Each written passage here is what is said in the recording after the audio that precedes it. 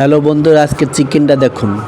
ভাবতেছেন কি চিকেনটা এত সুন্দর কালার কিভাবে হলো, কালারটা কিভাবে এত সুন্দর করা হলো সেটা আজকে ভিডিওতে দেখতে পারবেন।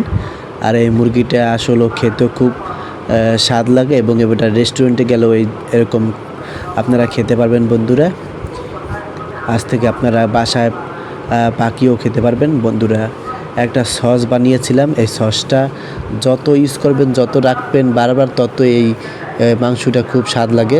নিয়েছি বন্ধুরা 2টা মুরগি। এটা হলো লেয়ার মুরগি নিলে হয়, বা যে পাকিস্তানি মুরগি আছে সেও নিলে হয়। 2টা মুরগি নিয়েছি বন্ধুরা। পরে সেই সসটা ভিতর দিয়ে 1 ঘন্টার মতো জাল দিয়েছি।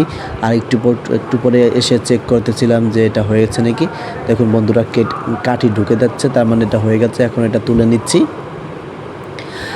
এখন কড়াইতে কতগুলো তেল দিয়ে সেটা দ্রুবা তেলে ভেজে নেব, তাহলে দেখুন কালারটা চলে আসবে। দেখুন কত সুন্দর একটা কালার এসেছে। এবার সুন্দরভাবে সাইজ মতো কেটে নেব। দেখুন কত সুন্দরভাবে কেটে নিয়েছি একটা ট্রেতে। এখন দেখুন কত সুন্দর। ওকে, সবাই এখন থেকে একবার বাসায় বানিয়ে ট্রাই করুন। ওকে বন্ধুরা, বাই বাই।